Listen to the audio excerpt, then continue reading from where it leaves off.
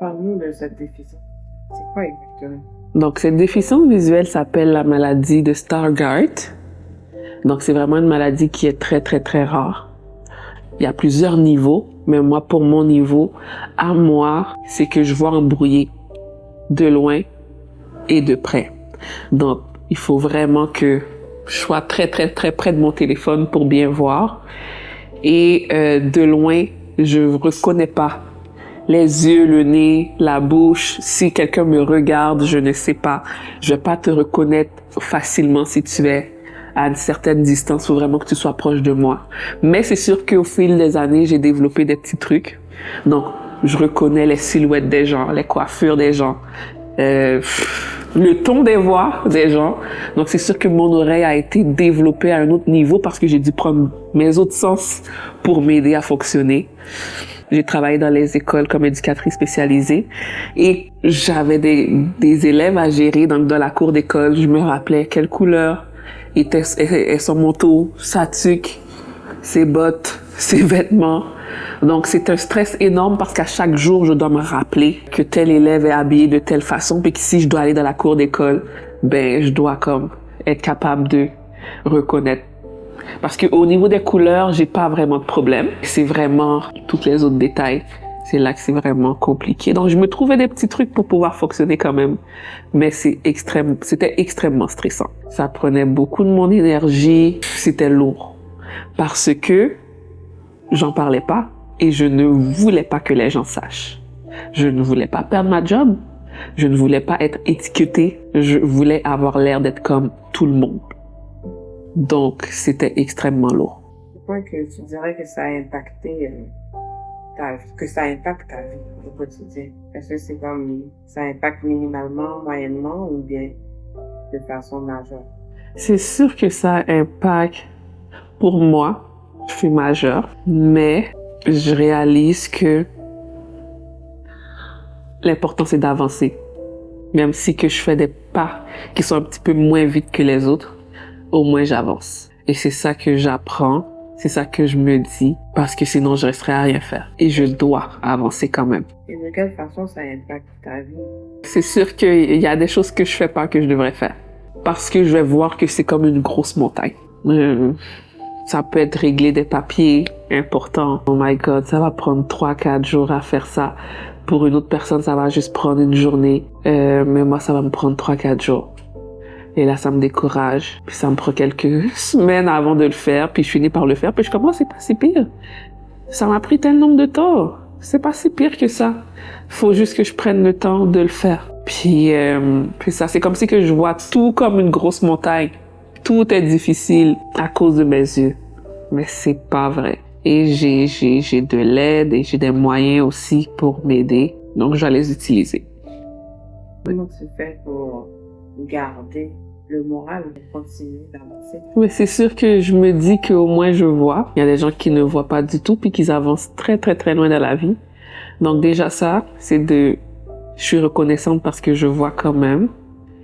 Parce que je regarde ma vie avant cet événement puis maintenant puis je me dis jamais j'aurais fait tout ça.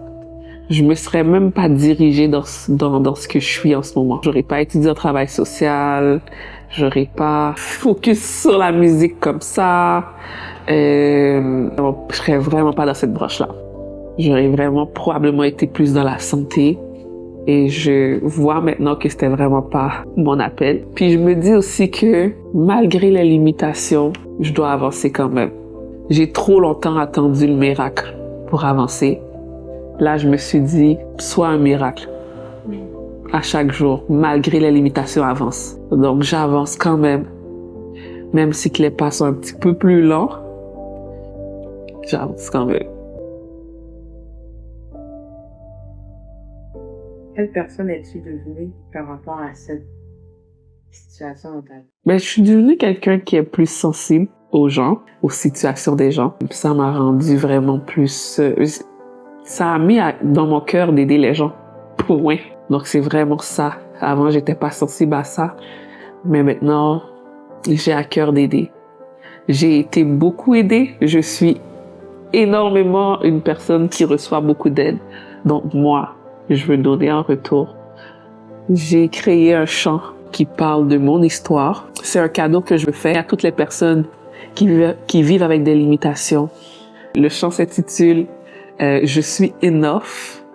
Donc, c'est vraiment d'encourager les gens et moi-même à me rappeler que j'ai tout en moi, j'ai tout ce qu'il me faut, malgré les limitations. Mais cet esprit a pas de limitation. Il vit en moi, donc j'ai tout ce qu'il me faut pour avancer quand même. Le grand je suis vit en moi, alors je suis enough. Vous allez l'entendre souvent dans le chant. Je répète, je suis enough, j'ai en moi tout ce qu'il faut. Donc c'est vraiment à ça que je pense quand je dis j'ai en moi tout ce qu'il faut. C'est parce que le grand je suis vit en moi. Et il me donne tout ce qu'il faut pour pouvoir avancer, accomplir mes rêves, mes projets, tout ce qui me met à cœur. Le fait de chanter ça et toi-même attendre une guérison, tu peux parler un peu de ça? Mais c'est sûr que le fait de chanter ça, ben je crois vraiment que, tu sais, même si qu'on attend une guérison physique, il y a aussi une guérison intérieure qui doit être faite. Et je crois que je le vis quand j'écoute cette chanson-là, ça me guérit à l'intérieur. Si j'en parle avec vous en ce moment, c'est la preuve que il y a une guérison qui s'est faite de intérieure. Et est-ce que la guérison intérieure s'est faite à 100%?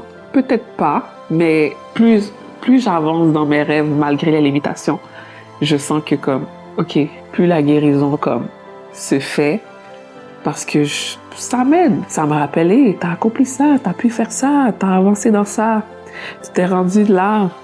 Donc, je crois que la guérison, c'est pour moi avant tout.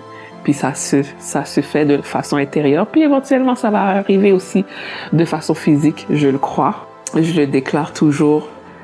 Puis plus je vais le déclarer, plus je crois que ça va s'activer dans ma vie. Donc, je vous les invite aussi à le déclarer. Puis ça va s'activer aussi dans vos vies.